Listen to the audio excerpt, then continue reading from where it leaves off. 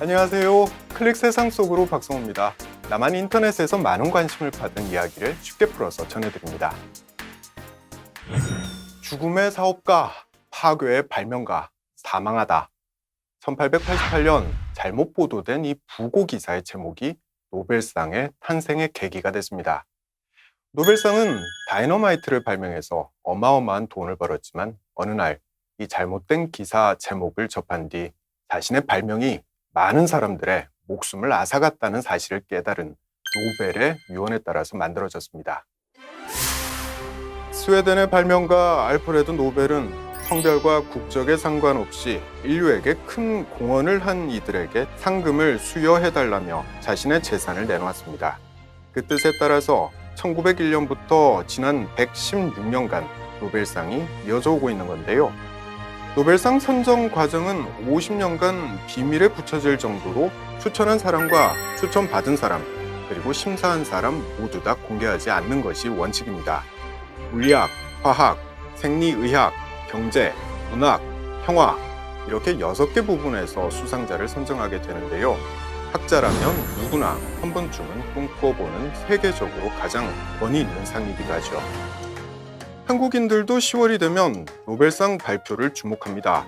특히 한국인 수상자가 올해는 나오지 않을까 이렇게 기대하는 상은 바로 노벨 문학상이죠. 1958년 등단한 이래 50년 넘게 150권 이상의 시와 소설책을 냈고 20여 개에 달하는 국내외 문학상을 수상한 나만의 대표적인 작가죠. 고은 시인은 무려 15년째 유력한 노벨 문학상 후보로 거론됐습니다. 2015년 노벨 문학상 수상자를 정확하게 예측하기도 했던 영국의 인터넷 사이트 레드블록스는 고은 시인의 노벨 문학상 수상 가능성이 높다라고 분석하기도 했습니다. 하지만 정작 고은 시인은 이런 관심이 부담스러운 듯 노벨 문학상 발표 시기가 되면 언론의 주목을 피해서 외국행을 택할 만큼 매년 노벨 문학상 홍역을 치르고 있습니다.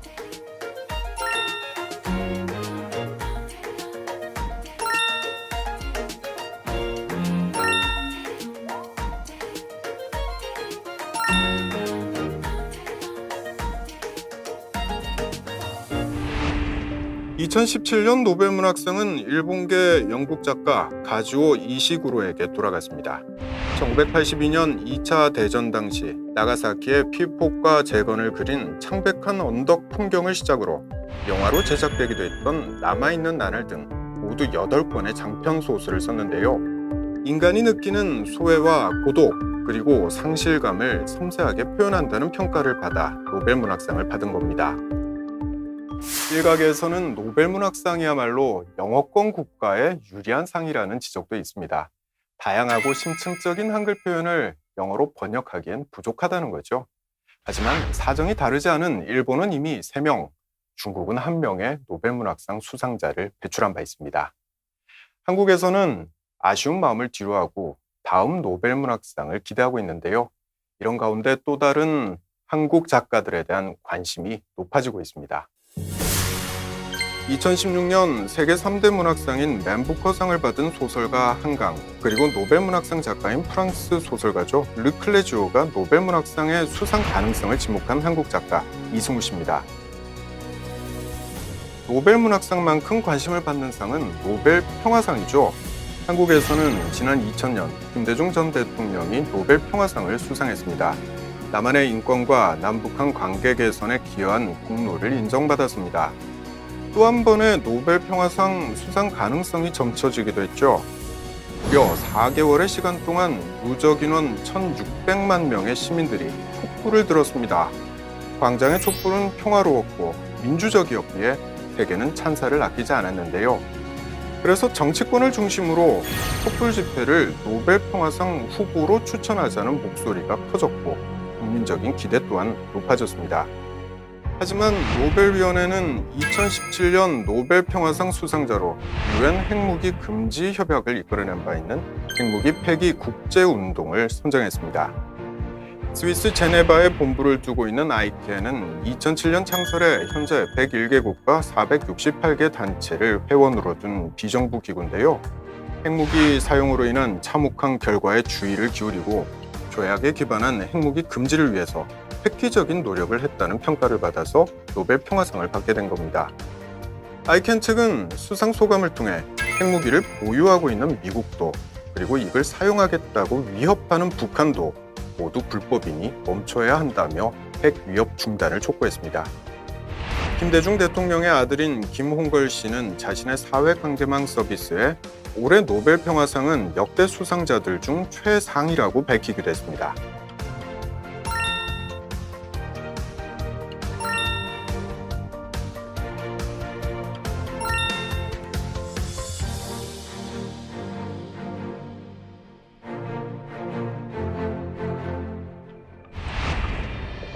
핵무기 폐기 국제운동은 전 세계 122개국으로부터 핵무기 없는 세상을 만들겠다는 서약을 이끌어냈습니다. 물론 미국, 러시아, 중국 같은 5대 핵무기 보유국을 비롯해서 인도, 파키스탄, 이스라엘, 그리고 북한은 아예 조약에 동참하지도 않았습니다. 자국의 이익을 앞세워서 평화를 외면하는 현실 속에서 노벨상이 평화상이라는 이름으로 핵무기 그 자체의 경고를 보낸 셈인데요. 핵무기 전면 폐기라는 핵무기 폐기 국제운동의 목표, 과연 실현될 수 있을까요?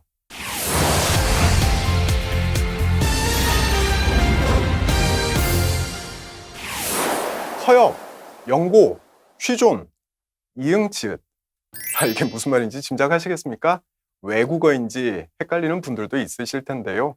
이 단어들이 바로 남한 인터넷에서 요즘 유행하고 있는 신조어들입니다. 신조어라는 것은 새로 생겨난 말을 뜻하는데요. 컴퓨터 통신과 인터넷의 보급으로 신조어의 수는 매년 늘어나고 있습니다. 때문에 인터넷상에서는 자신의 신조어 능력을 알아보는 이런 시험지가 유행하고 있는데요. 허엽, 영고, 취존, 이응지읒. 사실 40대 이상만 돼도 무슨 말인지 이해 못하는 경우가 많다고 하는데요. 저 역시도 마찬가지입니다. 도무지 무슨 뜻인지 감이 오질 않는데요. 반면에 10대와 20대의 경우는 인터넷과 사회관계통신망에서 자주 이런 말들을 쓰기 때문에 잘 알고 있거나 아니면 쉽게 유추할 수 있다고 하는데요. 허엽은 귀엽다는 뜻으로 귀자에 있는 구를 키역으로 쓰는 겁니다. 그래서 귀엽이 허엽이 되는 거죠. 영고는 영원히 고통받는 사람, 취조는 취향 존중의 줄임말입니다. 그렇다면 이응지읒은 뭔지 짐작하시겠습니까? 어떤 단어를 줄여서 자음만 쓰는 건데요. 이응지읒은 확실히 그렇다고 여긴다는 뜻이죠. 인정이라는 단어의 자음만을 표시한 겁니다.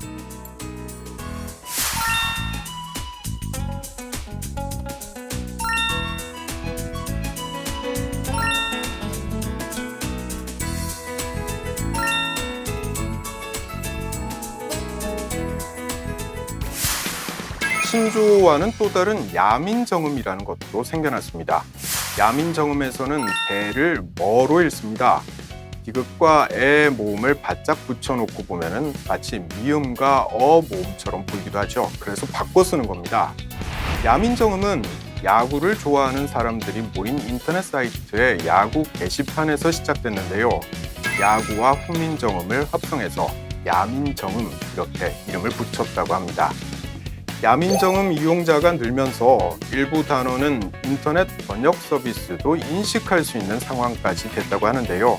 구글 번역기에다가 머통령 이렇게 입력하면 대통령을 뜻하는 프레지던트로 번역이 됩니다. 그런데 야민정음을 두고 인터넷상에서는 지금 갑론을박이 한창입니다.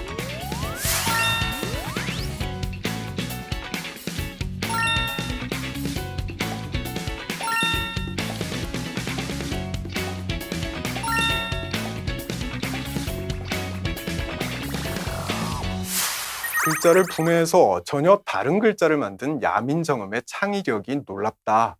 이런 의견에서부터요. 재밌게 바꾸는 것도 진정한 한글사랑 아니냐.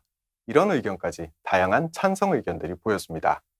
또한 명백한 언어 파괴다라는 반대 의견도 만만치 않았습니다.